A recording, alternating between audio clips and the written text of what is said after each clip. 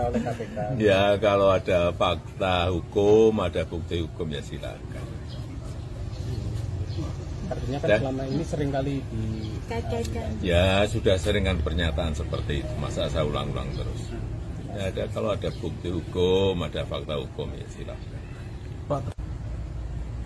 Ini kan urusan kepemerintahan ya. Yang diundang kepala daerah, yang mengundang presiden. Ya mestinya hadir, datang.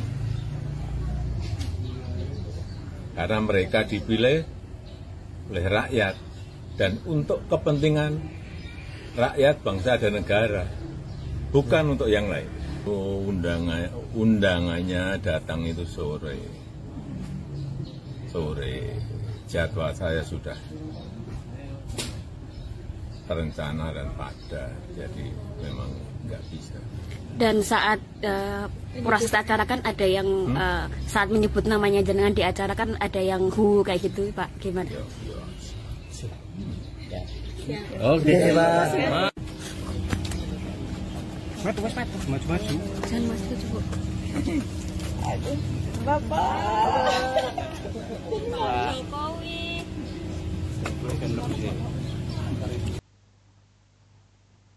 Nah, itulah kawannya tadi terkait pernyataan Pak Jokowi. Jadi secara tidak langsung di sini Pak Jokowi menantang Pak Hasto. Ya karena saat Pak Hasto ditangkap KPK itu membuat pernyataan bahwa seharusnya KPK juga berani menangkap ya keluarga Jokowi ya. Tetapi di sini Pak Jokowi mengatakan silakan ya kalau bisa membuktikan. Nah, ini tantangan dari Pak Jokowi. Jadi kalau memang Pak Hasto punya bukti yang valid keterlibatan Pak Jokowi dan keluarganya korupsi, silakan dilaporkan, dan itu sudah disampaikan oleh Pak Jokowi. Karena jangan sampai ini hanya omongan-omongan doang ya, dilempar ke publik, membuat narasi berargumen ya yang membuat masyarakat Indonesia ini bertanya-tanya. Dan bahkan ada yang meyakini bahwa memang keluarga Pak Jokowi maupun keluarganya terlibat korupsi. Dan ini terjadi pro dan kontra di media sosial. Jadi sekarang ya siapapun yang terlibat korupsi pasti dihukum. Ya, jangan sampai kita hanya bisa menuduh orang, memfitnah orang terlibat kesalahan atau korupsi, tapi tidak bisa membuktikan, itu jatuhnya fitnah. Makanya saya sarankan kepada Pak Hasto, siapapun di negeri ini yang memang terlibat korupsi dan diketahui serta bisa membuktikan dengan data yang valid, maka bongkar ke publik. Jangan ragu. Jangan hanya omongan-omongan biasa saja. Karena setiap orang bisa berargumen. Setiap orang bisa berasumsi. Tapi kalau asumsi kita, argumen kita ini hanya berdasarkan kebencian, ya, tidak bisa menunjukkan data atau bukti, maka kita ini kan sudah memfitnah orang, sudah merusak nama baik orang. Ya. Karena kita ini kan viral penyampaian Pak Hasto bahwa seharusnya KPK periksa Pak Jokowi dan keluarganya. Nah tentunya KPK kalau mau memeriksa seseorang siapapun dia, tentunya kan harus betul-betul di situ ada informasi yang valid, A1, bukti.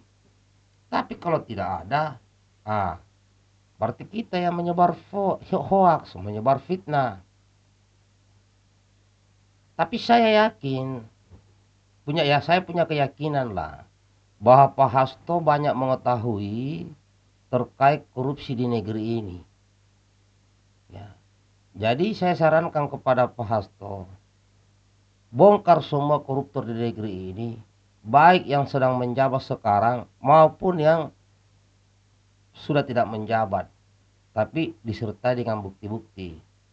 Ya, dari manapun, entah itu dari partai PDIP itu sendiri, dari partai di luar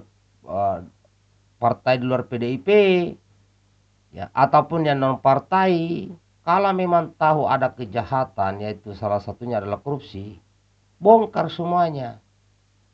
Ya, jangan hanya omongan-omongan. Nah, sekarang kan sudah dengar sendiri pernyataan Pak Jokowi, ya ini seakan-akan kan menantang Pak Hasto. Silakan laporkan jika sudah memiliki bukti. Tapi kalau tidak ada, ini kan lain cerita. Jadi saya juga mengajak kepada sahabat Quran Indonesia, jangan sampai kita terikut membenci orang, ya karena argumen seseorang menjelekkan kepada orang tersebut, karena pernyataan orang. Jangan sampai kita mudah terpengaruh karena seseorang mengatakan katanya, tapi tidak bisa dibuktikan. Ya, jangan sampai kita terhasut dengan hal-hal seperti itu. Terkecuali sudah ada faktanya, ada buktinya yang valid, dibawa ke hukum, nah barulah kita bisa teriak. Tapi kalau tidak ada bukti, tidak ada fakta, dengan alasan apapun, tidak bisa, kita hanya bisa menyalahkan orang, kawan. Bagi saya, kalau memang Pak Jokowi terbukti korupsi dan keluarganya dan ada data-datanya lengkap, saya juga akan nyampaikan bahwa tangkap Pak Jokowi dan keluarganya. Dan siapapun yang memang ada buktinya, ada rekaman dan sebagainya, melakukan sesuatu kerugian negara, saya akan ngomong juga. Tapi saya ini orangnya kan tidak bisa berasumsi.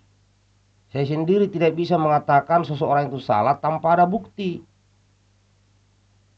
Ya, karena saya pribadi tidak mau terpengaruh dengan kata-kata orang tanpa ada bukti.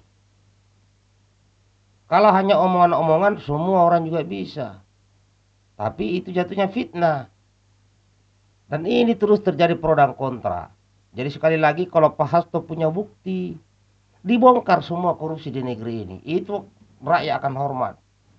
Tapi kalau hanya dengan cerita-cerita, ya susah memang. Susah ya. Demikian kawan. Nah, bagaimana menurut sahabatku? Silakan berkomentar di kolom bawah video ini. Baikkan videonya kawan.